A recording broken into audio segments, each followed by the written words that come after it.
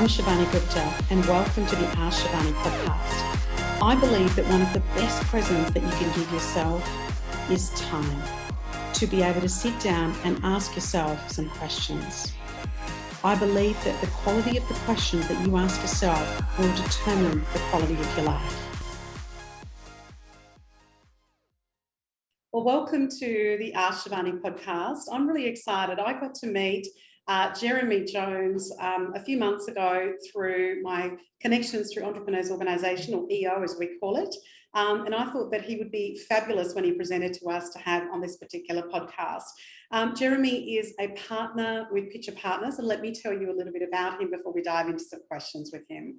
He's starting in 2001 in public practice. Jeremy continued to broaden his skill set, and he got a lot of experience in different levels and aspects of accounting, taxation, business advisory. He's now got a very solid knowledge of taxation laws as well as commercial footing, and he's got a lot of amazing big clients that he works with.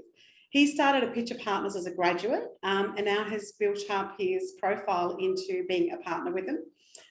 While his accounting career, he also moved interstate out of Queensland, Brisbane, Queensland, but he always wanted to be able to return to Pitcher Partners in Brisbane and to continue that partnership. He's now in a leadership role. His areas lie and his expertise lies in family-owned businesses and how they achieve financial goals. And recently, Jeremy was talking to us around my forum around incentives and how to build that in. And so, Jeremy, I know I could probably read your CV for another 5 minutes, but I just really wanted to welcome you to the podcast, and thanks for joining me. Thank you for having me. Yeah, and pleasure to be here. And whenever I read things like this, Jeremy, there's so much history and background in terms of who you are and what you got to do that. So tell us a little bit about, what are the adversity or challenges in terms of, it's always the highlights and lowlights, as I call it. What are the great things and not so great things that have really transformed you into who you are? Tell us a little bit about that journey that's got you here as a partner in Pitcher Partners. Yeah, it's sort of an interesting journey. I don't necessarily know whether I've had too many adversities throughout my life, but there are always challenges as you go through. It's not just some even line all the way to where you are. There's ups and downs, and it's a bit of a roller coaster. And it's just about dealing with each of those as they come, and just tackling each problem without trying to be at the end point straight away. It's really funny. We've got a lot of graduates coming through our office each year. So we take on 10, 15 graduates. And the one thing that I always say to them along the way is, look, you've got a 40-year career ahead of you. Don't try and cram everything into your first 2 years. We hear a lot of them, they want to get their CA or they want to become a manager, but that only comes with time and experience. You can be the smartest person in the room, but without any of that time or experience under your belt, their clients generally want to hear that experience from you. So yeah, it takes some time to get where you are. And so for me, it's just been about enjoying that journey and not rushing everything along the way. I'm now, I guess, probably more than halfway through my career, but I've still got a long way to go. So even though I've made it to the position where I want to be, so a partner, I've still got a long way to actually go. But for me, it's always just about having a little bit of that perspective as well. So just having a think about where I am in my career, where other people are, and just really sort of realising that I've had a good career and I've still got a long way to go. But yeah, I don't know necessarily about challenges. I think each period of time brings with it its own challenge. So yeah. There are certain points in my my career where I have found it a little bit more challenging. I look back probably a couple of years ago when I had 3 young children. So I had 3 kids under the age of 4, and trying to get to partner, so move from manager to partner, I look back now and don't know how I actually did it. I think I was going through a bit of a, I don't know, perhaps a mental breakdown at the time, but at that point in time, it was just a matter of you just do what you need to get through. And I've come out the other side of that and look back and think, yeah, that was a bit of a challenging time, but something that I wouldn't change because it's made me who I am and realised that what I'm looking for, both in my career and outside of my career, being family as well. Awesome, that's great. Jeremy, and so many people can relate to that when you're trying to get your career off to a particular level, and then you're also managing young families. In fact, we were just talking about that before we hit the record button today. And Jeremy, what about when other challenges come your way? Obviously, challenges come your way through work, and particularly being at the level that you're at, people challenges, client challenges, but also with your family, like all these other challenges. Sometimes, people have other challenges around health or aging parents, but some people have like a process, or they have a ritual or a methodology. Like when challenges come your way, like, do you have this system, being a great accountant? Like, how do you go about dealing with it? How do you process it? Like, and how do you get through the solutions? Really interested in that process that you go through. Yeah. So, and I think that's interesting. When I first became a partner, I found that it was always just problems coming my way. And in hindsight, so, I first became a partner about 6 years ago now. And in hindsight, that's logical, because if it was easy, it would have already been answered or done by the time it gets to me. So now I'm dealing predominantly with problems, some larger, some smaller, but in some way there's a problem that's to be gone through. I think for me, it's always about just breaking it down into those manageable chunks. So not looking at the whole problem necessarily if it's a rather big problem, but just breaking it down into bite-sized chunks. And if you can work through those bite-sized chunks, then it provides some greater clarity and everything just doesn't seem so overwhelming. So I think that's the first thing. And that was something that I was once told by one of my mentors that I was going through. Don't try to deal with it all. Just manage little chunks of it and get your way to the end. And that's really helped me through my career. But outside of that, so that's the sort of methodology in working through issues. I won't necessarily talk about technical issues in accounting and tax, but generally from just any general problems that I come across, it's breaking those down. But the other thing that I always find as well is just talking through issues with other people that have experience in it. And I'm lucky enough that I've got 19 fellow partners within our organisation, and it's again, I'm really lucky that I can go and draw upon their experiences. So those with 40 years in their career or within the industry, generally they've seen almost everything, not completely everything, but almost everything. So going and talking to some of those people, if you're genuinely reaching out for some help or for some guidance, you will almost always find someone that is willing to have a talk to you within my profession. So for me, I don't have a formal mentor, but I've got lots of people that I can draw upon along the way and throughout our office here. But not only throughout our office, former employers other people that I've worked with through my career, that I can actually go to them and actually draw upon some of that experience. So I think for me, it's all about just willing to ask, that willingness to ask for the help, and almost always people will provide that help to you. And finally, I think the other thing that I look at always is just the support of the colleagues around me. So that's not only talking about my fellow partners, but talking about other staff members, both senior and more junior. Because I was once told a problem shared is a problem halved. And it's just something that's always stuck with me. If I've ever got a problem, I don't need to necessarily deal with it alone. So I might go to those other staff members or colleagues or whoever they might be and share the problem with them. They may not have the right answer. They may not have any answer, but at least you've shared that problem with them. And it's quite amazing that just the way that mental relief it actually gives you by actually sharing that and having that discussion with them, and that actually occurs in my social life as well. So family life and just, again, I talked about I've got 3 young boys at the moment. So right at the moment they're 7, 9, and 11, and there's been people having families well and truly before me. So drawing upon the experience of other fathers or parents out there,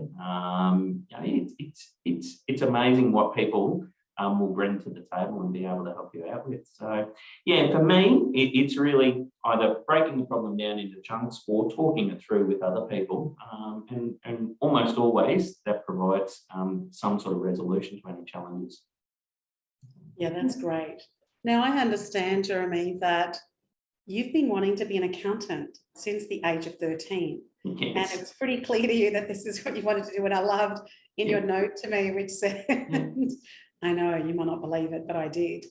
So that's kind of the past. What about looking into the future? What are some of the future aspirations? And they may be around work, they may be around your family, but they also may be around for you personally. So share with us some of your future aspirations. And again, please choose the time frame you like, whether it's a year or 10 years or whatever it may be.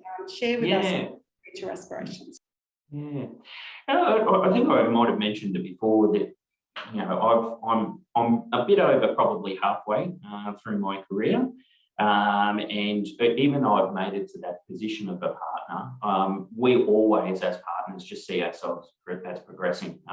Even those partners that are stepping out of practice, they will still be learning from both outside in the general industry, but we also learn a lot from our younger staff coming through as well. So they teach us things, which is really good to see. But for me, it will be about that continued career progression through to becoming what is a senior leader within the firm and a senior partner, which I know that I have gotten to this point, but I've still got a long way to go to be seen as what I see as a senior partner, and I've got a lot to give still to my clients along the way. So, I've sort of I've got a bit of a mental idea about where I want to be, which is at sort of around the age of 60 or 65 to be finishing up in my career and then branching out into retirement. But I don't have any aspirations of moving into different roles or different professions. So, as I say, I've still got a lot to go in my existing career. So I sort of see that, I'll continue to become a senior person within the firm, or a senior leader within the firm, and someone that people can come to, and that I can give those experiences or help with the challenges that arise. And it's quite funny because I see it now with some of our more junior staff members that are actually coming through. They are trying to deal with challenges, and it is something that I have seen through my career, and I'm able to help guide them through what they think are insurmountable problems are actually not that insurmountable at all. So for me, I'm looking to get to that senior leader position. Further on from that, look, I would like to also then give back to the community as well in some fashion through some charity or some other organisations. And where that will come, I don't know quite at the moment. My view is probably for the moment, it's all about family. So, my time outside of my career, which I'm continuing to progress, is all about family. So my weekends are filled with sport, which I love, mind you, but it's sport or kids sport.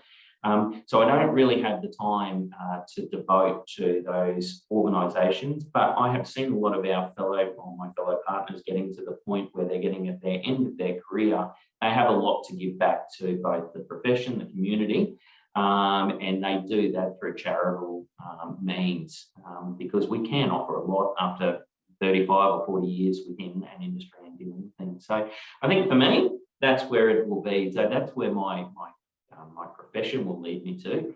I think for my personal side of things, it's really about getting my children through those formative years. That the youngest one's at 7, he's a challenge, a great challenge, mind you, but a challenge nonetheless.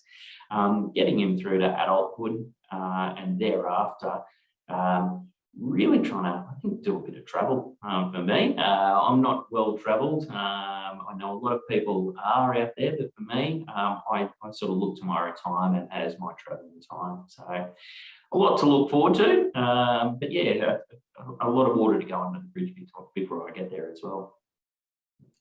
That's great, Jeremy. And you might have answered part of this next question, but are there philosophies that you live by? I know it comes through in the way that you speak and the way you conduct yourself, and obviously around your boys and their sport, etc. Tell us a bit about, philosophies. And sometimes they are quotes, sometimes they're, people that you follow. Sometimes they're just your own values and your own philosophies in terms of how you want to live. Tell us a bit about that in terms of, how do you move forward and what philosophies you use when you have to make decisions, etc. Yeah, I think look, for me, and I have touched on it slightly. It really, for me, it's family comes first. And I was once told this by a rather successful business person that I knew, that he would put family above everything, because whatever would happen in his career or whatever would happen with his job, he would know that he could always fall back to his family. And that's what drove him throughout his life. And I sort of look back and think, yes, that's exactly what happens with me as well. I know I work hard when I'm at work, but when I am at home, it's about, devoting that time that I've got to my family. And, it's one of the reasons why I've chosen Pitcher Partners personally, because it is a very family-oriented firm. A lot of the partners that I know their families, I know their spouses, their kids. We've sort of grown up together. And I looked for an organisation, and it's sort of just grown with me throughout the years. But I looked for an organisation where it drives that family atmosphere. Now we have Christmas parties where spouses and children come along. We've got family days throughout the year. It's just to get some of that connection between the work and the home life. So yeah, for me, family comes first and foremost. But outside of that, I think really in my general business dealings, the value that I like to try and live by is just being kind and genuine to the people that you work with, your clients, your colleagues, your whoever it is that you're actually dealing with. Just genuinely being kind. You just don't know what they're going through. And almost everyone that I have met in any job that they are doing, they're just trying to do their best. And I don't know too many people that don't want to do their best in what they're actually doing. So I think for me, it's about that respect and that kindness and genuineness. And that's really held true throughout my career. A lot of people hear about the ATO and think that the ATO are a big bad police within Australia, and that's so far from the case when I actually deal with them. Generally, on the other end, if I provide them with respect, almost always they're going to provide me with respect in return. So there's not this real adversarial approach between me and anyone that I'm dealing with at the ATO. And for the most part, they're just genuine people that are trying to get through their day, trying to provide for their families as well. So, that's an example for me, but it would be similar to every other person just genuinely working out there, whether it's a retail worker trying to deal with their customers or a professional dealing with their clients along the way. Whatever it is, it's I think just trying to be genuine and kind, because you really don't know what people are going through. So that's probably the second one that I live by, and then just the other ones, which are a part of what I've always worked towards, and what my family again has driven me towards, is just hard work. If you're going to be at work, you might as well put the full effort into it. You're spending on time doing things that you want to continually enhance or advance your personal self. So might as well put your full effort into it, and it pays dividends in the end. And that sort of, for me, led into another thing that someone once told me: have a plan, because if you've got a plan, then you've got to focus on something to work towards. And that is something that I have just always lived by. But it wasn't until someone actually said to me, if you focus on something, it will come true. And so for me, that may not always be the case, but for me, it was, well, I wanted to become an accountant. So I worked towards that. I wanted to have the family, so I worked towards that. And everything that I've looked forward to in my life has come true. So yeah, I think that hard work, having a plan, being prepared, and then the final one is again probably, which most people I think would generally espouse, is just integrity and honesty in things that they're actually doing. So for me, you know, I think I am fairly honest and or have a high degree of integrity in what I do. And for the most part, all of our clients have that same sort of respect. All my clients have that same sort of respect. So, you know, not doing anything illegal or wanting to do anything that's deliberately going against the ethical standards that I try to uphold anyway. So, yeah, there's a few things there that I live by, but all comes back down to probably family first for me. Amazing. I love that.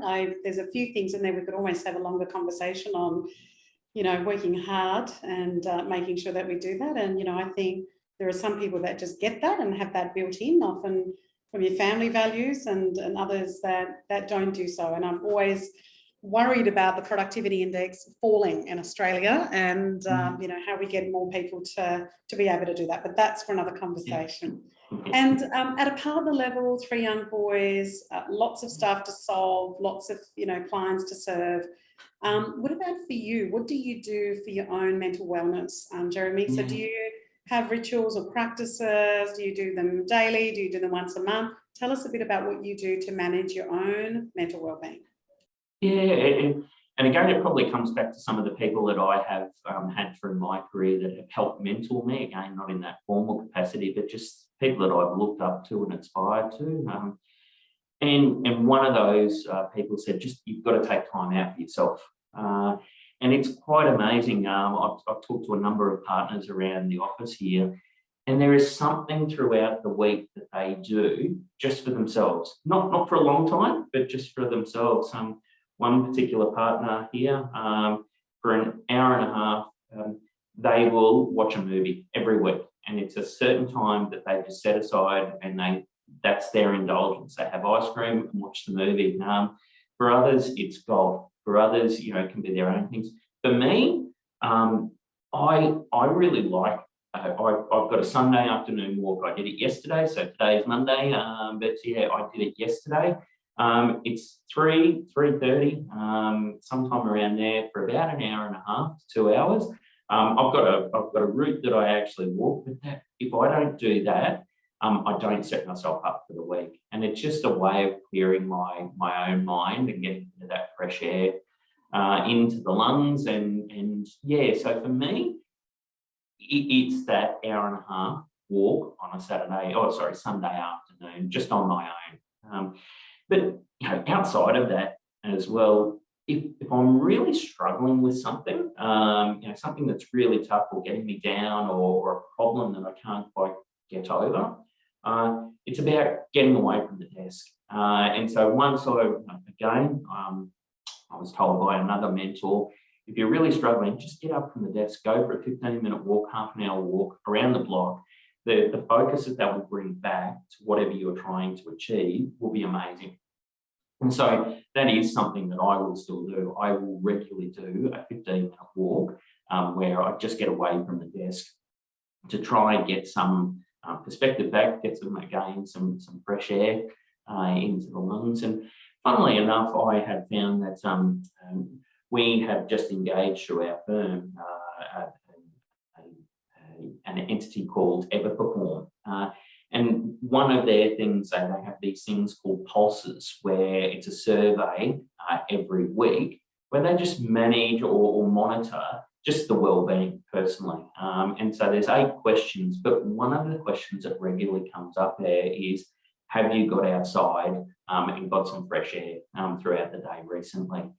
And I asked them about that question, and they said, yeah, that people with better mental well-being are those that get outside and get some fresh air. And it's quite amazing that that's something that I didn't quite know was was right, or something that I did well, but yeah, it's something that I've lived by. So I think for my mental well-being, it's really about that taking time, getting away, and for myself.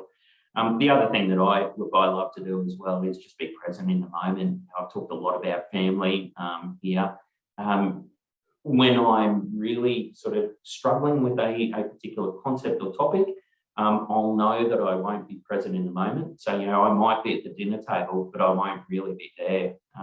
For me, I know that I've got to snap out of that, and my mental well-being, my family sort of brings me back into reality a little bit and just shows me a bit of that perspective. So, I think being present in the moment, as well as that time out for yourself in whatever you're doing, and particularly your down times, that helps me out anyway for my mental wellness.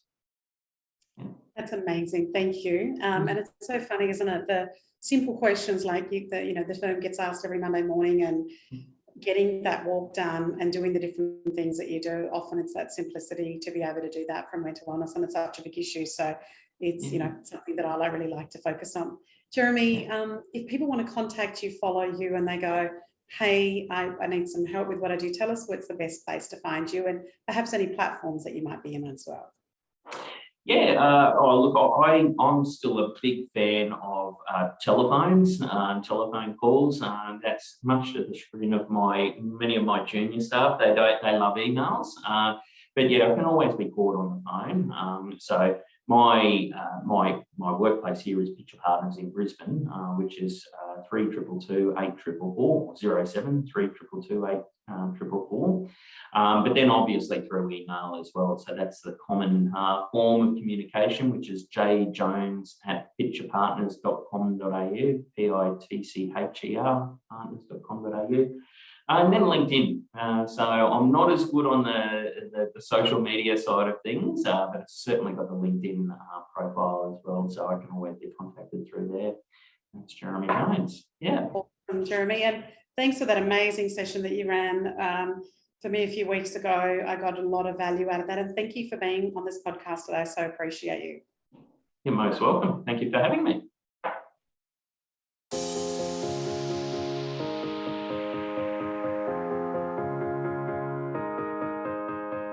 I'm Shivani Gupta, and you've been listening to the Ask Shivani podcast, where I got to ask some questions. Thank you so much for listening.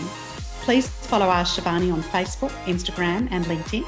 And if you haven't done so, please go to the Apple podcast and subscribe, rate, and review this podcast. It would mean a lot. Thank you.